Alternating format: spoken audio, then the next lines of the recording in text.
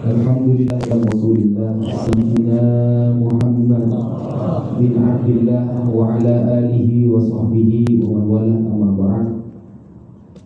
Yang sangat saya cintai, saya hormati, saya muliakan Sahibul Majlis Habibana Al-Habib Ahmad bin Shalih Al-Attas dan seluruh keluarganya. Semoga beliau sekeluarga selalu diberikan kesehatan oleh Allah, selalu diturunkan rahmat oleh Allah, dan seluruh perjuangan beliau selalu dimenangkan oleh Allah Subhanahu wa taala, dan kepada seluruh jami'il muslimin wal muslimat yang tidak bisa Fakir sebutkan satu persatu tanpa mengurangi rasa hormat Al-Fakir kepada panjenengan semua. Kali ini Al-Fakir ingin sedikit membahas tentang fitnah-fitnah terhadap pesantren yang mulai viral. Jadi fitnah-fitnah terhadap pesantren setelah kita lacak, semuanya rata-rata dari orang yang tidak pernah merasakan bagaimana di dalam pesantren. Dan juga narasi-narasi mereka jauh dari sunnah Rasulullah, jauh dari Al-Quran dan apa-apa yang diajarkan oleh para ulama. Misalnya fitnah yang sekarang bertebaran dengan istilah feodalisme. Ini nanti bukan hanya berefek kepada pesantren, tapi seluruh adab kita kepada orang tua, adab kita kepada orang yang pernah menjadi guru kita, pernah mengajar ilmu kepada kita.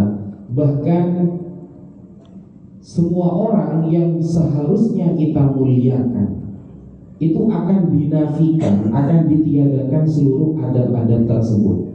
Ada yang mengatakan bahwa kiai menjadikan santrinya sebagai budak. Ya, tidak jarang kita melihat seorang kiai menyuruh-nyuruh santrinya. Tidak jarang kita melihat seorang ustadz tangannya dicium oleh santrinya bolak-balik.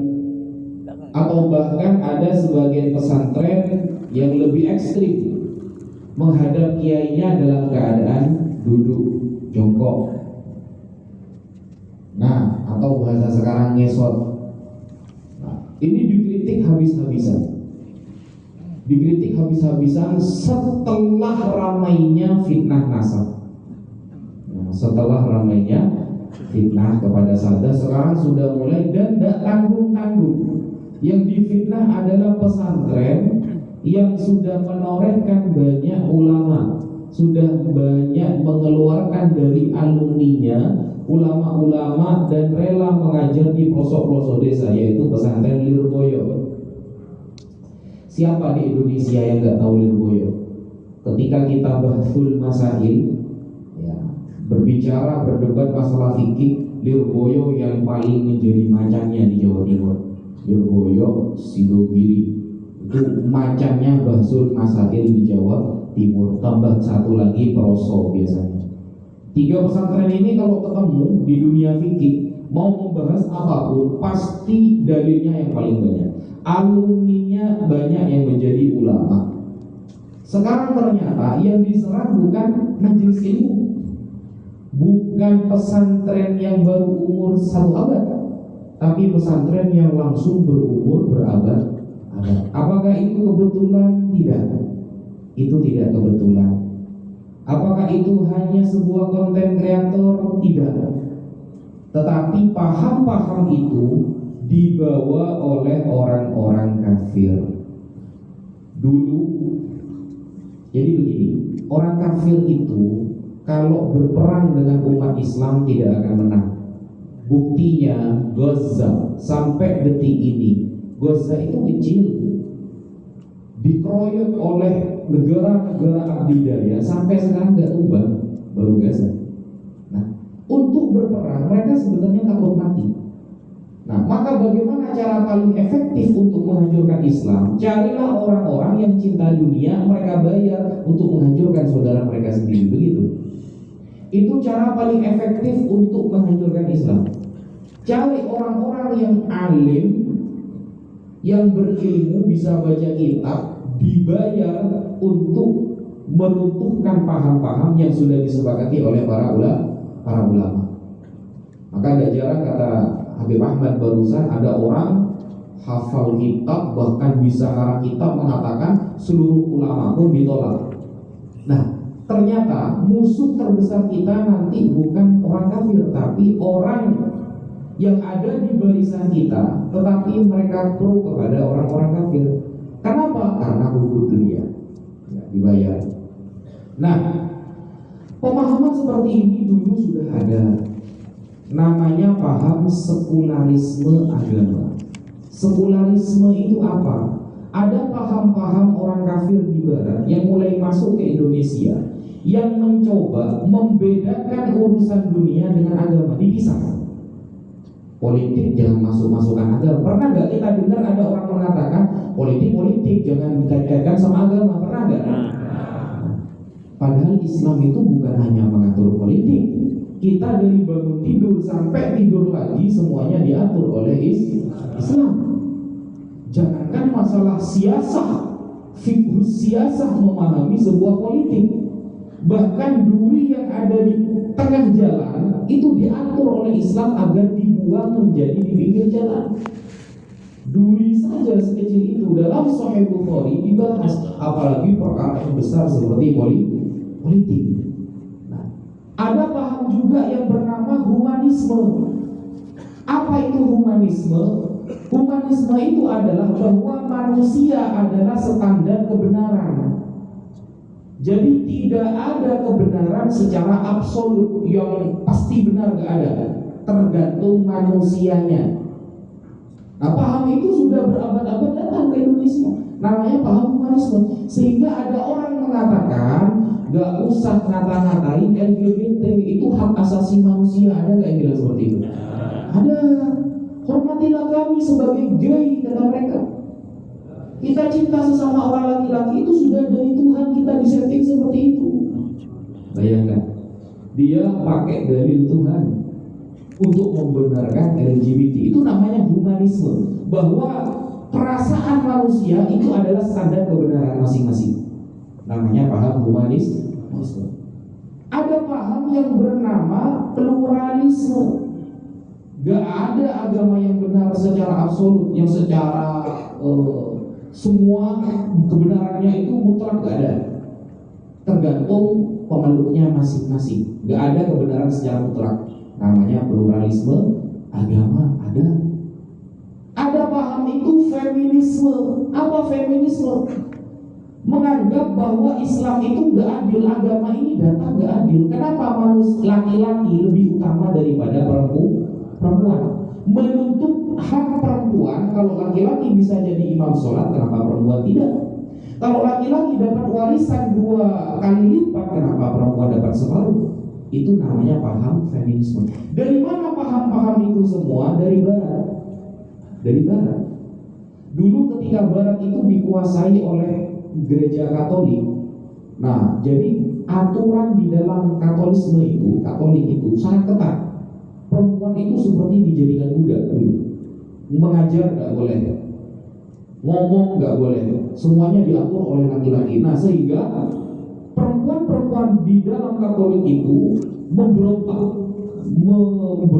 demo untuk keadilan mereka, agar sistem laki-laki dan perempuan itu harus sama rata.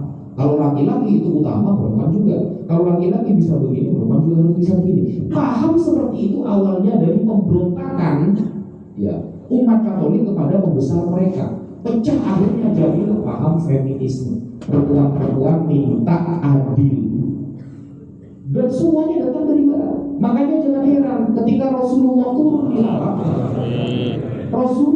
di Arab, secepat kilat Allah menjadikan bangsa Arab menjadi bangsa ilmiah sampai detik ini. Tetapi ketika non-muslim datang di barat sebagai agama, secepat kilat Allah tampakkan banyak dari mereka menjadi ateis semua. Bukankah sebuah agama, sebuah pemahaman itu dilihat dari buahnya?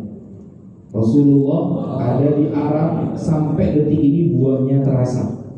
Gak ada orang non-muslim berani nongol sampai saat ini. Semuanya menjadi umat Islam.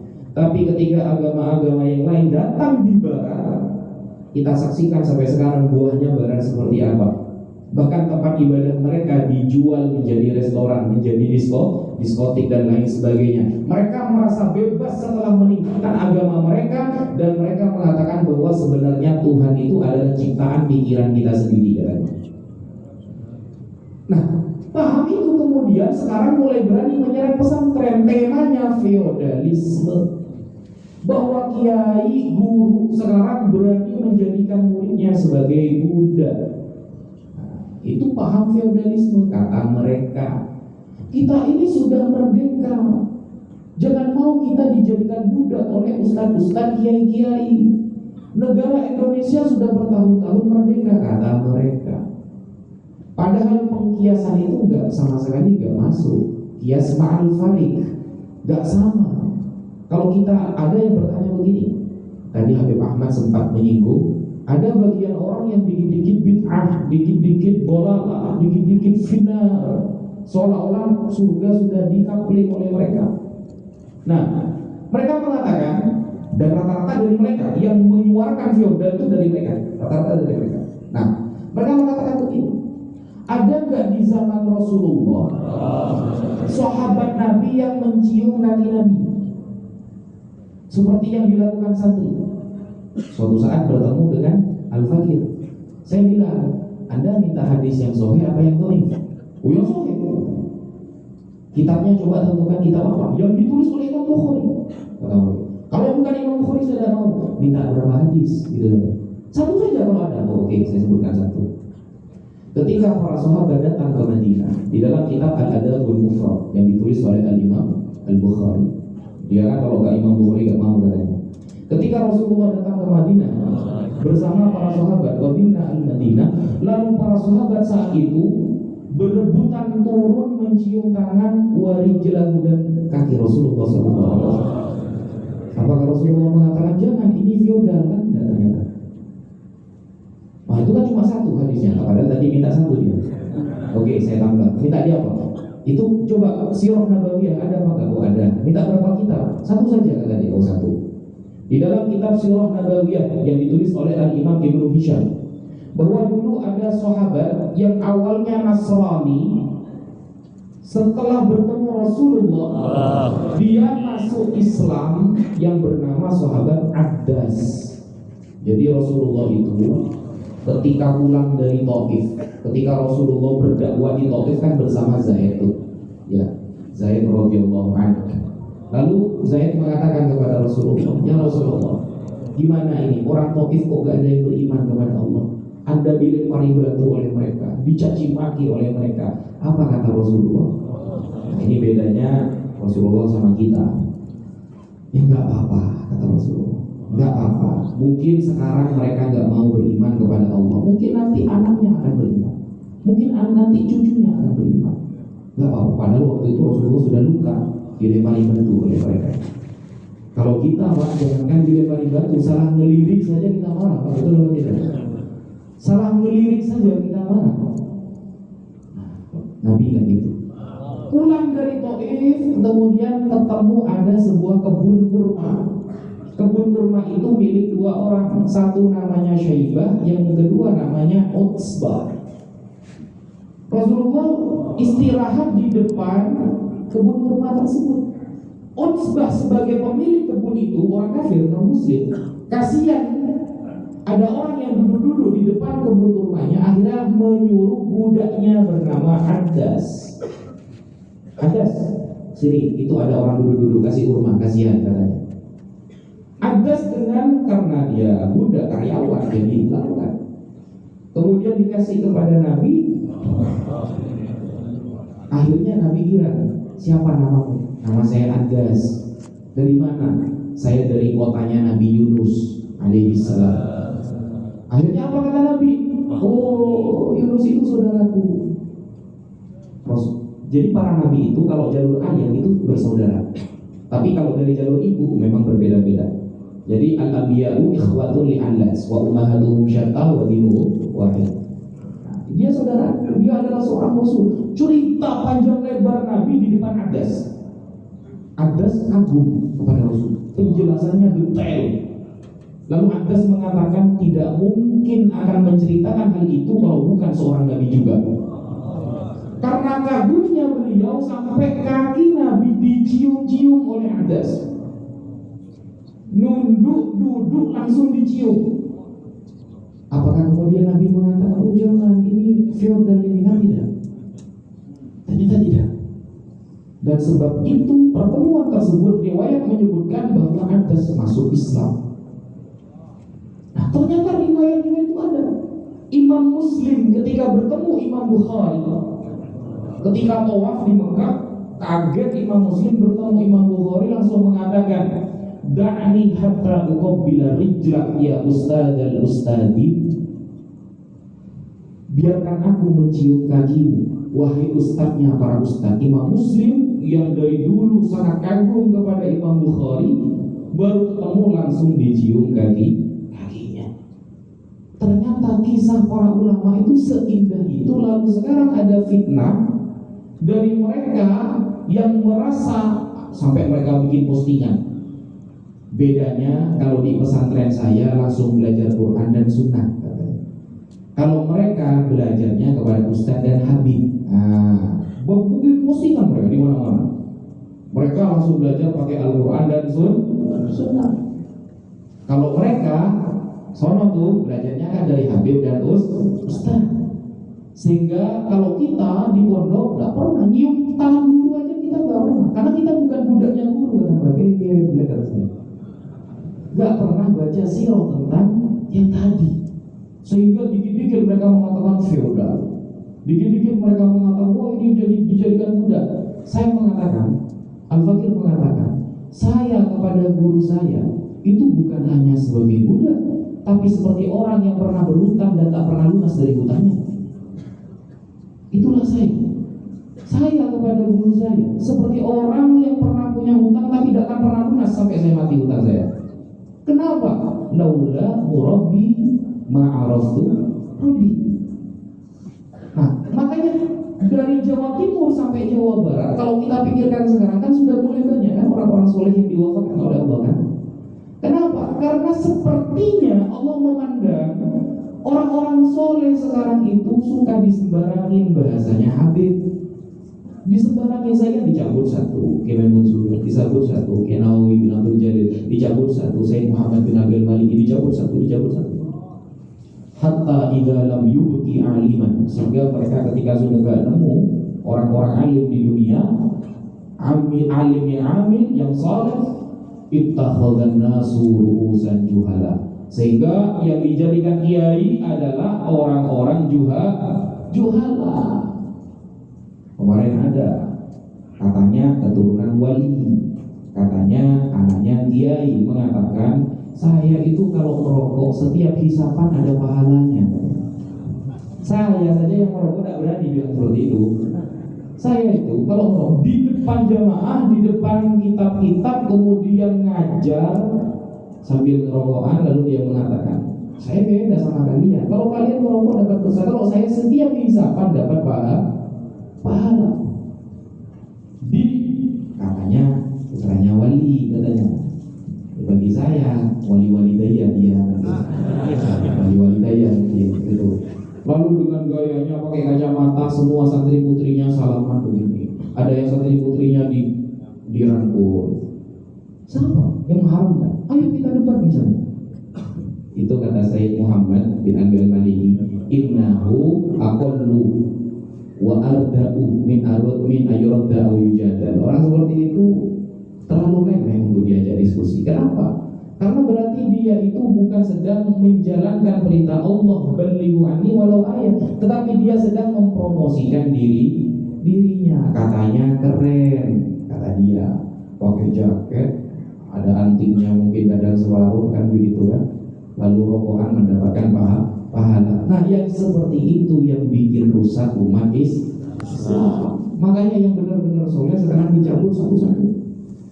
Nah, ketika pesantren sudah dihajar habis-habisan, lalu mengatakan, apa sih santri? Ada nggak santri itu yang pulang menyebabkan Indonesia ini punya sejarah misalnya? Ada guru Gembul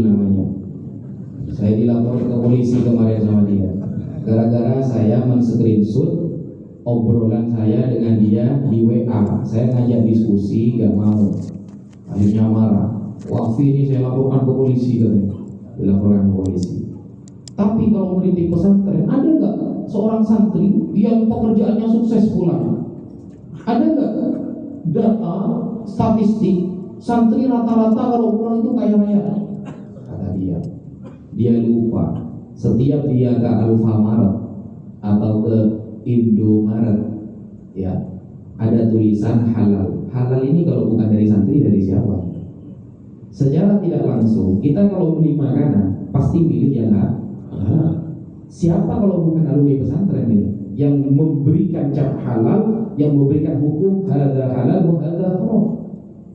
Terus Pancasila, ketuhanan yang maha, itu kalau bukan santri siapa? Masa orang barat itu yang mencetuskan ketuhanan yang maha esa sampai sila kelima itu siapa kalau bukan para kiai, kalau bukan santri? Dan juga pesantren Sidogiri misalnya punya toko namanya Basmalah sampai cabangnya ratusan ribu. Gak ada tuh kita di pesantren diajari bab ekonomi. Kita di pesantren cuma diajari ya kitab tafsir Jalalain, hadis-hadis Rasulullah. Tapi jangan tanyakan alumni Sidogiri sampai di Jakarta, bos besi tuanya alumni Sidogiri. Kalau perkumpulan bos-bos besi tua, salah satu yang kaya raya itu alumni Sidogiri di Jakarta. Begitu. Padahal yang ngomong itu gak kaya sebenarnya, gitu. Gak kaya sebenarnya. Tapi dia itu ingin menunjukkan bahwa alumni pesantren itu gak bisa jadi apa-apa, gak bisa merubah peradaban, kata dia. Padahal dia tukang merusak peradaban. Itu yang pertama. Nah, kemudian kalau misalnya di Jakarta nggak ada pesantren, di Jabodetabek nggak ada pesantren, nggak ada majelis ilmu, kiamat, saya yakin kiamat. Jakarta Utara lebih tinggi lautnya daripada tanahnya. Di dalam Al-Quran Allah menyampaikan dhaharul fasadu fil barri wal bahr bima kasabat aydin nas. Adakah keterangan Allah atau Rasulullah bahwa rusaknya dunia ini sebab pesantren? Tidak ada. Tapi sebab dosa-dosa yang dilakukan oleh umat manusia. Secara tegas Allah mengatakan wa kam min qaryatin ahlaknaha faja'aha ba'suna bayatan aw hum qailun. Betapa banyak negeri-negeri yang telah kami binasakan di waktu mereka tidur di malam hari atau mereka sibuk kerja di siang hari. Bayangkan dulu Nabi Lut alaihi salam. Apa kata Allah di dalam Al-Quran? Fa asri bi ahlik bi qita'in minal laili. Bawalah keluargamu di akhir malam karena negeri ini akan dihancurkan oleh Allah. Jadi Nabi Lut dengan putrinya diselamatkan dulu oleh Allah. Hancur satu negeri. Kenapa? LGBT. Nah, kambing koryati kalau sudah pakai kam kan berarti banyak. Allah sedang menunjukkan kalau Allah kuasa kapan saja hancur bisa. Kapan saja hancur bisa kalau Allah mau, kan gitu. Wa kam min qaryatin ahlaknaha faja'aha ba'suna bayatan aw qail. Ayat setelahnya dalam surah Al-A'raf ini Allah dengan tegas mengatakan, lah kalau sudah hancur rata-rata orang itu gimana? Famagana da'wahum ibja'ahum ba'suna illa an qalu inna kunna zalimin. Ketika sudah hancur negeri itu, mereka rata-rata akan mengatakan, ya Allah kami zalim. Ya telah hancur. Kalau sudah hancur kita mau mengatakan la ilaha illa anta subhanaka inni kuntu. Bayangkan HIV terbesar itu Jakarta, nomor 2 Bekasi di Indonesia. Penyakit HIV terbesar pertama Jakarta, kedua Bekasi se-Indonesia. Kalau bukan karena majelis-majelis seperti ini, bukan karena pesantren yang ada di Jabodetabek, hancur Pak. Hancur Pak. Kapan saja bisa dibalik oleh Allah. Kenapa yang dikritik pesantren bukan yang di Pantai Kuta Bali?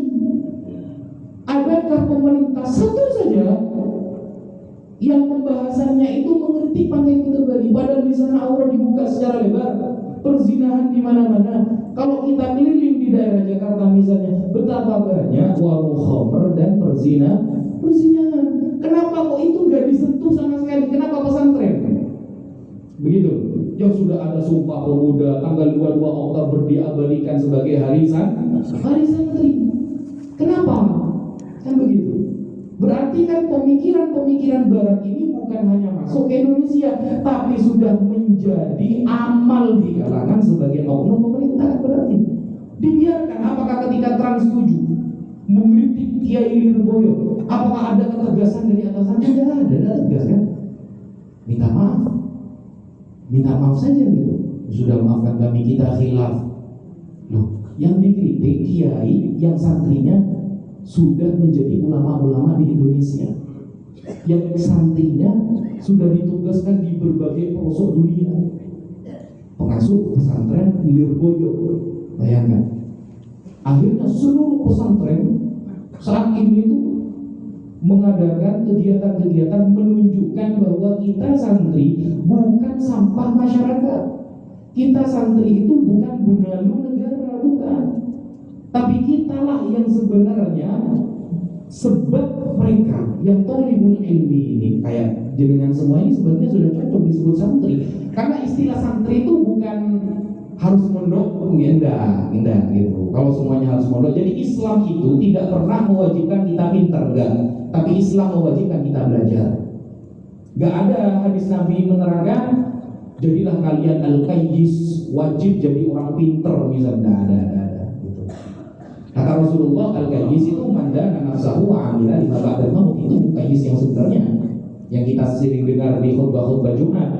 Tapi yang diwajibkan oleh Rasulullah kita belajar. Itu wajib. Berhasil dalam segala hal itu enggak wajib dan itu mustahil. Kan setiap orang pasti ada kelemahan, ada kelebihan, beda sama Rasulullah. Tetapi yang wajib kita itu harus bersyukur dalam segala hasil kita, begitu. Jadi Islam tidak pernah mengajarkan kita semuanya harus berhasil dalam segala hal, nggak bisa, susah. Tapi kita harus bersyukur dalam segala hal. Karena syukur definisinya kata para ulama adalah ziyadatu ta'ah. Itu definisi syukur, ziyadatu ta'ah. Islam tidak pernah menganjurkan kita harus panjang umur. Enggak. Buat apa panjang umur kalau kita hidupnya tidak bisa taat? Tapi Islam menganjurkan kita harus sehat fitrah. Di umur kita misalnya hanya 20 tahun, ya kita harus sehat dalam keadaan menjalankan taat. Itu yang wajib. Bukan panjang umur. Panjang umur kalau ulama bermanfaat, kalau kita enggak. Kalau kayak saya misalnya enggak, mending pendek umur sebenarnya.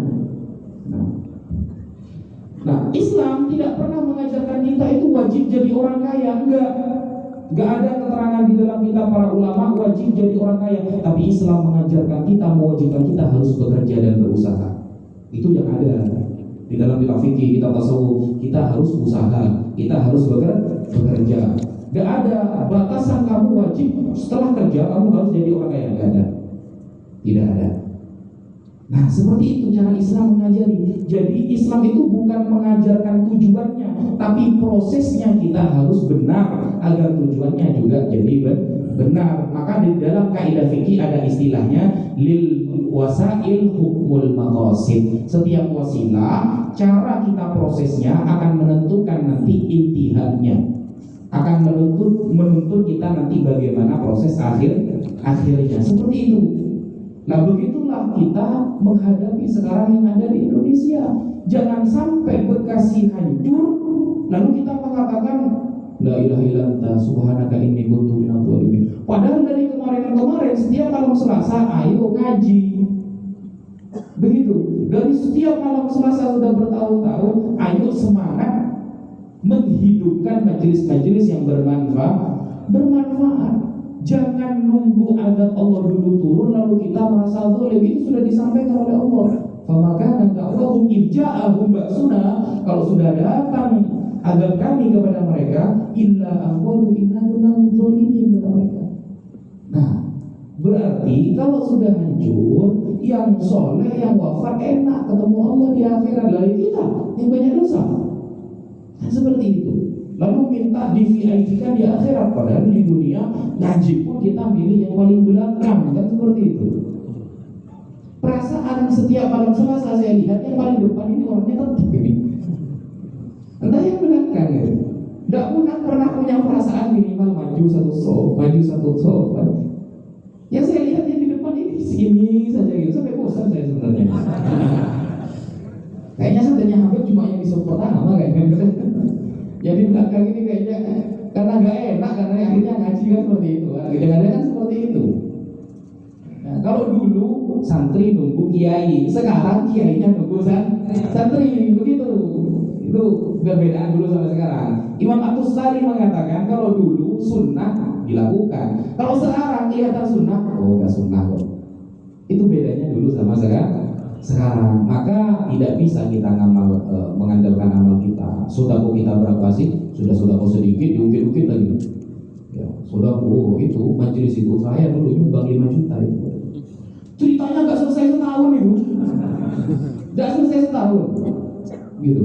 Sedekah diungkit-ungkit, sholat kita nggak khusyuk, zikir nggak ada yang istiqomah, lalu tidak mau meramaikan majelis-majelis yang seperti ini. Rasulullah jangan cuma dibaca innama bu'itsu liutammima makarimal akhlaq. Kalimat innama hasr itu juga pernah Rasulullah sampaikan, innama bu'itsu mu'alliman. Ya. Aku juga diutus mengajarkan ilmu. Makanya perintah Rasulullah apa? Doa Nabi. Ini doa Nabi. Setelah datang iblis puasa, lalu pulang disampaikan minimal ke keluarganya, jangan usah banyak-banyak, ke anak, ke istri. Minimal yang kita dapatkan ilmu dari sini, sampaikan ke keluarganya dulu, anak, istri. Karena kewajiban kita pertama adalah ku anfusakum wa ahlikum naro. Itu kita akan mendapatkan dari Rasulullah. Apa doa Nabi? Naqarallahu ra'an sami'a maqalan. Semoga Allah mencerahkan wajah orang yang mendengarkan hadisku. Fawa'aha, dia praktek baik hadisku ini. Summa addaha ila sami'aha, kemudian dia mentransfer. Ya. Setelah mendengarkan, menjaga hadis, setelah kaji yang disampaikan Habib Ahmad direkam, ditulis, dicatat, dimasukkan dalam hati. Summa addaha ila man sami'aha, kemudian disampaikan kepada orang lain yang mendengarkan juga. Kenapa kata Rasulullah farubba muballighin aw amin sami'in? Karena bisa jadi pendengar informasi kedua jauh lebih memahami daripada pendengar informasi pertama. Kita dapat doa dari Rasulullah, nabbarallahu ra'an, semoga Allah mencerahkan wajah, pakai nabbur, pakai fi'il madhi beliau. Fi'il madhi itu bermakna tahaqqul wuqu', pasti terjadi. Sama dengan idza waqa'atil waqi'ah, ketika kiamat terjadi. Pada kiamat belum kan? Kenapa kok pakai fi'il madhi, kok bukan pakai fi'il mudhari akan datang? Kok fi'il madhi yang telah lampau? Padahal maksudnya kiamat akan datang, berarti tahaqqul pasti terjadi. Nah, Rasulullah mendoakan kita, semoga nanti di hari kiamat wajah orang-orang itu akan dicerahkan. Siapa mereka? Orang yang mendengarkan kajian, orang yang mendengarkan hadis, orang yang mendengarkan Al-Quran, orang yang mendengarkan ngaji, direkam, dicatat, lalu disampaikan kepada orang lain. Itulah pentingnya sanad. Makanya sanad itu penting, hanya Islam yang punya sanad. Mungkin itu yang bisa Al-Fakir sampaikan. Kurang lebihnya mohon maaf. Wassalamualaikum warahmatullahi wabarakatuh.